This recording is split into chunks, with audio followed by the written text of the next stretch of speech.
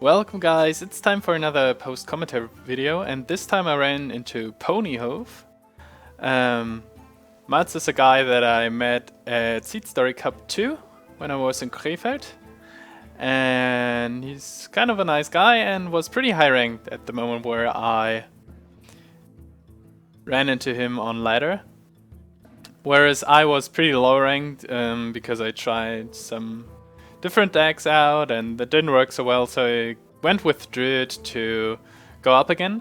At this point I met a lot of Patron Warriors and Paladins, so I chose to run a double anti-weapon, like 2 double anti-weapon cards. Well, in this matchup of course it doesn't matter that much, but well, tech choices are tech choices, right? This mulligan here is pretty straightforward, just keeping wild growth. This matchup is usually, like Druid versus Druid, is usually about who goes first and who draws wild growth. So with this hand it looks pretty good for me, because I have not only 1 but 2 wild growths. So if he doesn't put up enough pressure, I can simply play both and will ramp away if I draw into like sufficient cards and not only spells. So this choice is very easy again, wild growth, so next turn I will have 4 mana. I have to take in mind that he has the coin, so I kinda don't want to play the Acidic Swamp Ooze next turn because he kinda wants to coin out a Keeper of the Grove, for example. In which case, if I play the Acidic Swamp Ooze and he coins out Keeper of the Grove, I have nothing on the board. And also I want to develop the second wild growth. So Druid is so much about tempo that I don't want to give him the board lead and just decide to ramp up even more with the second wild growth and clear the board with Wrath. As for the next turn, he could just play the Keeper of the Grove by itself, but Druid runs a lot of 5 drops. Like you can see in the deck list on the right, for my case, I'll just stop the video for a second.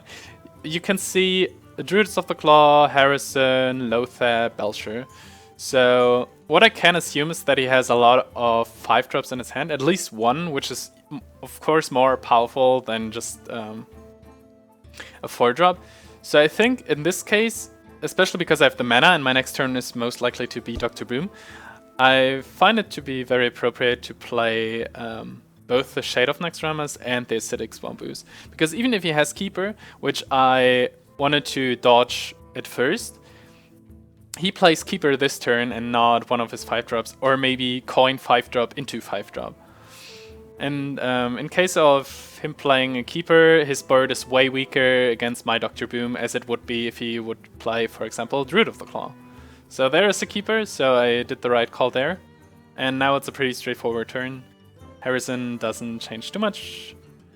And I also don't want to trade because the Keeper of the Grove is still there and the 3/3 Shade isn't too powerful at all. So now I'm going into an 8 mana turn, whereas he is at his 5 mana turn and he had a 5 drop. So if you played Loatheb, like coin Loatheb the last turn, would have been way worse for me. Now I have a Boom to trade into this Loatheb if I want to. And now we're getting to like actual choices. I think it's pretty obvious that Druid of the Claw is way better than Harrison Jones, and given that I can only play one of them, I'll play the Druid of the Claw and most likely in Taunt. And I want to get rid of his board also. It pretty much depends on what the boombots hit, and I do this because there's a chance that it hits one of them and maybe kills it or sets up for the second boombot. But of course it's my boombot RNG and it just hits face for a low amount of damage, so it doesn't quite matter. I could hope for a lucky boombot with a second one, but it doesn't seem too appropriate to me. So I still want to keep his board clear because he could play something like coin Innervate combo or something to make a comeback. So I definitely don't want to have him something on the board that he could use a Savage Raw on to easily kill the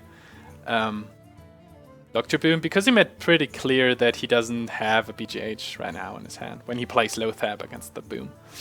So I sacrificed the Shade and keep around my 7/5, because he only has this draw and maybe another one if he has a cycle card to draw into his BGH.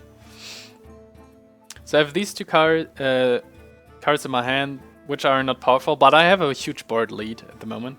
And a 5/5 doesn't really change that.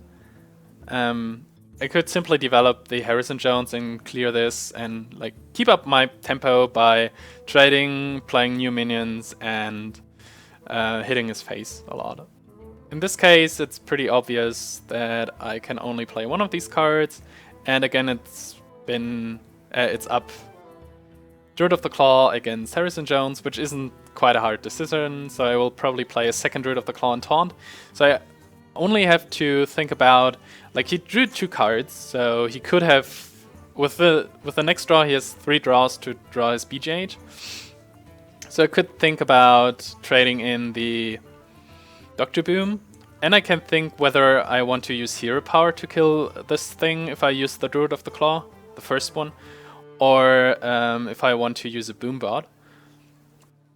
And I think in this case, like, the Boombot is repetitive damage, it will die at some point eventually.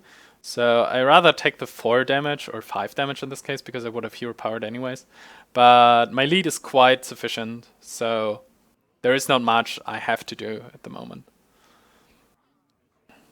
And even if he had BGH, he would only have 4 mana. He used an... Did he use an... No, he used the coin last turn, not the Innervate. But he would only have 4 mana and maybe an Innervate. So he couldn't... Most powerful thing is like BGH, Innervate, Sylvanas, or another Taunt. And I'm pretty good against all of these plays because I have also the Force of Nature, which deals some amount of damage. But it seems like he still doesn't have the BGH, and if he doesn't... If he doesn't top deck it now, which he doesn't, is most likely to play a Taunt, which he did.